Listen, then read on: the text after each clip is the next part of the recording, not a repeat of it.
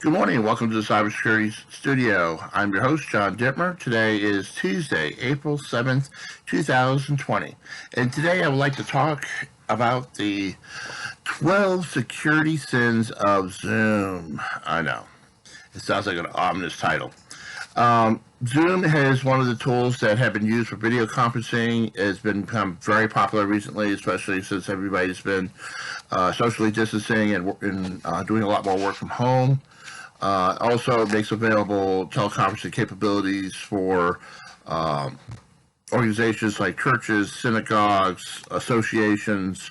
That way, because there's a lot of restrictions in a lot of states now, and gathering in groups more than 10. So a lot of organizations are using this.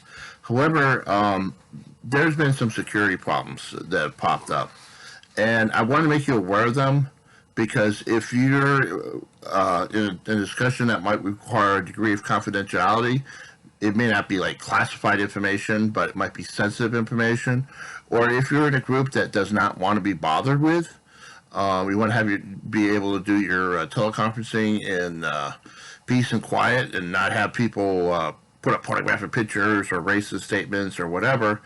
I would advise probably not to use Zoom. And here's several reasons why. Okay, so in some cases, Zoom is a great tool. I mean, it's easy to use. It's free. It helps bring people together very quickly if you need to set up a conference among, up to 100 people at least.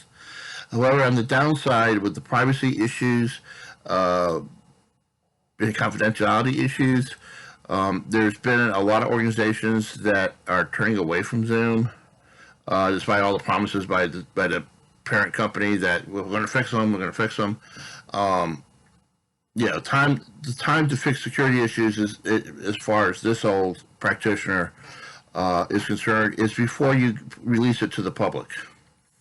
Okay, like for example, the New York City public school system has banned use of Zoom at its meetings by privacy concerns, and also the practice of Zoom bombing. And what Zoom bombing is that people will hack the security for the system, and they'll place offensive pictures or statements, or basically hijacking the session. So let's discuss some of the security flaws, because this way you know what to look for when you decide what tool you want to use. Yeah. Okay, first of all, Zoom installer is bundled with malware. In the cases of, especially where, sorry, I have to read this, but if you're talking about the version for 4.4.0.0 for Windows, is bundled with a catchy name, malware, the catchy name of trojan.win32.moose.tchcabo. What that particular malware does is actually used by people who are mining for cryptocurrency. Now, what that particular malware does is engages in high-level mathematical computations for people who like to do current cryptocurrency mining, per se. And what that means is that it uses up your CPU, so somebody else could get rich from crypto mining off of your software. I personally don't like people using my software or my CPU time so they can get rich off of cryptocurrency. Especially since it's taking up a lot of your personal bandwidth. The main problem with Zoom is that its encryption is not cracked up to be. It advertises that they use Advanced Encryption System 256, which is a fairly good encryption algorithm. However, Citizens Lab, which is part of the University of Toronto, posted a report on April 3rd that they actually only use encryption algorithm AES-128.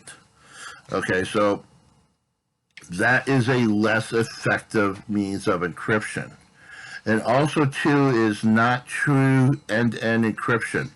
So it's not like, it's not like, okay, you have a secure endpoint and then your whole virtual tunnel is encrypted, and then it's also encrypted at the endpoint.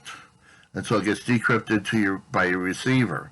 So somewhere down the line, somebody could easily break the encryption, especially since they're only using AES 128. It's not that effective. I'd be very cautious about it, especially if you're talking about things like, okay, private company information. There might be sensitive proprietary information. If you're talking about healthcare things that might be covered by HIPAA. If you're talking about, if you're part of an organization where you don't want you're discussing something personal, you may not want the general public to see. Okay.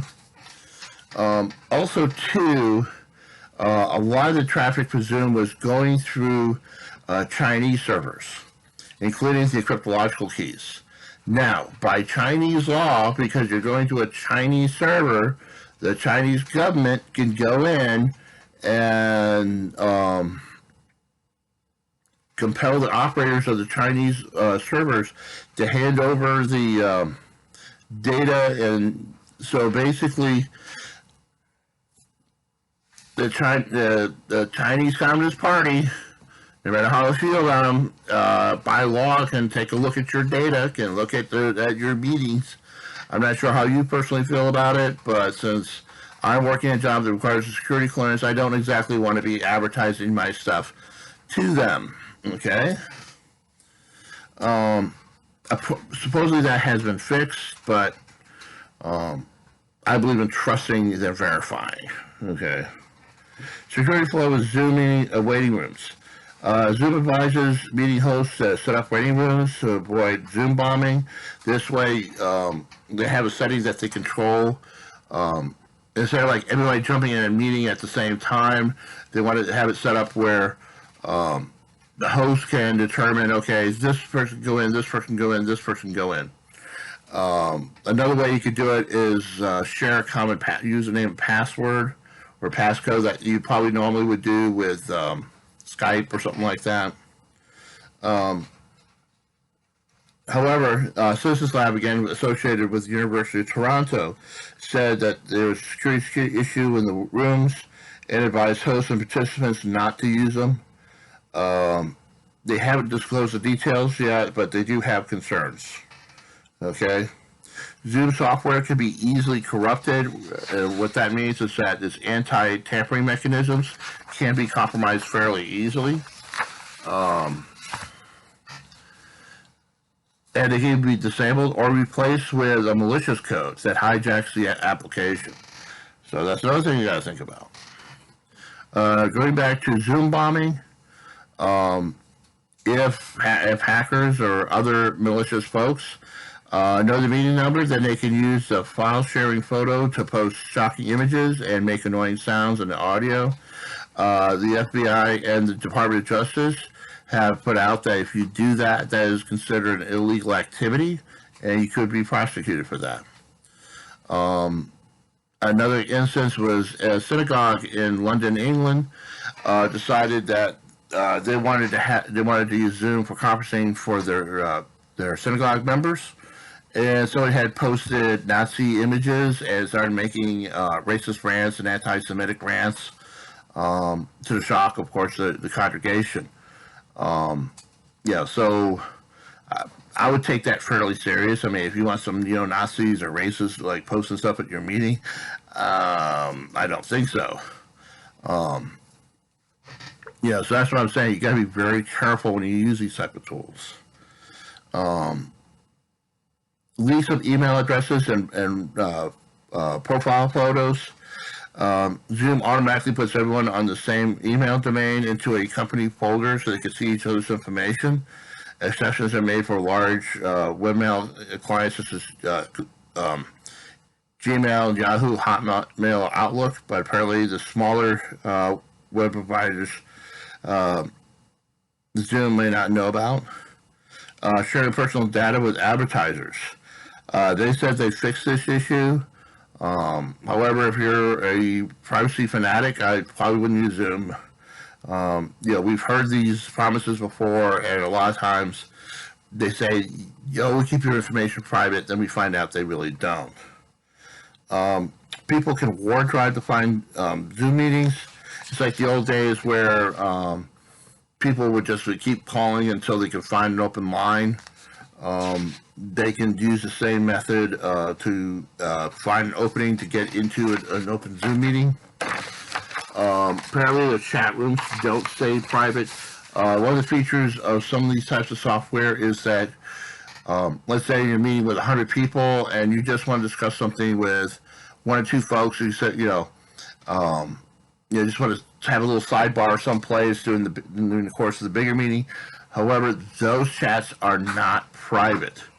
They could be included in the transcript of the other meeting.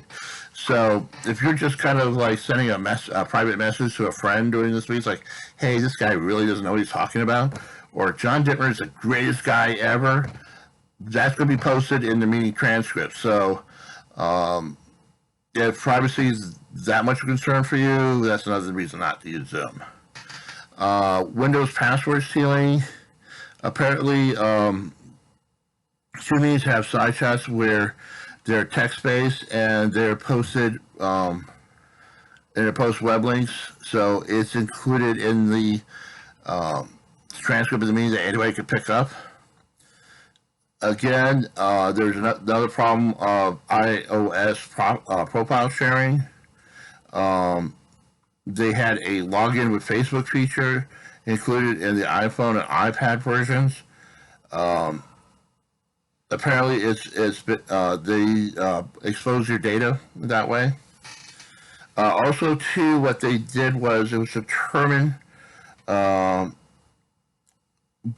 security researchers that they had to do some things that would be considered hacking on Mac systems to create the Mac version.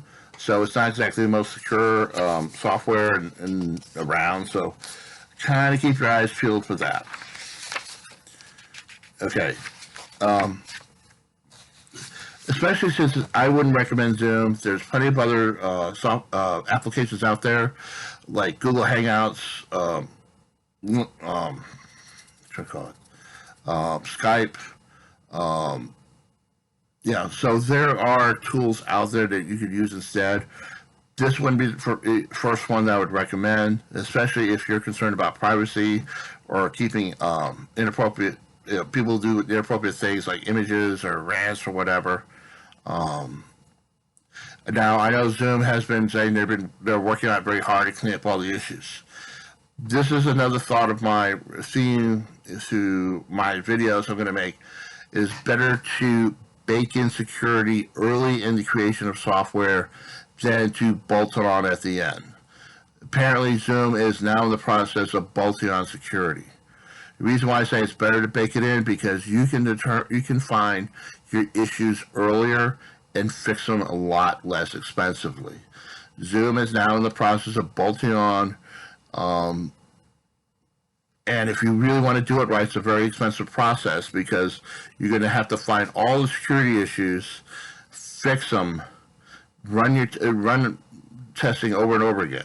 Because as soon as you make the announcement, hey, we've come up with a new version of Zoom and it's secure now, well, guess what? Security researchers around the world make a living going, oh, hold my beer, let me go check into it. I really kind of feel for the people at Zoom. They probably thought that they were coming up with a useful tool, especially at this time. However, they decided to bolt on security, which is a lot more expensive, a lot more work. Consider this a lesson learned in the future. If you're going to be creating software or a new application out there, make sure you do your security testing and really think about, how you're configuring your system before you release it to the public. Because there's going to be people out there, both the hackers and the security researchers, who are going to check out your system. And they're going to be very thorough about it, and they're going to come up with every little thing. So make sure you have at least it's always going to be a risk management process before release.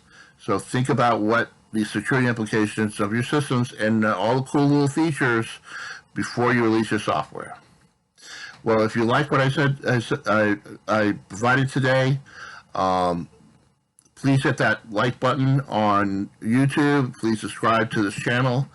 If you'd like to help me out, create better and more professional videos, there's my Patreon link. Thank you so much. Have a great and safe day. Take care.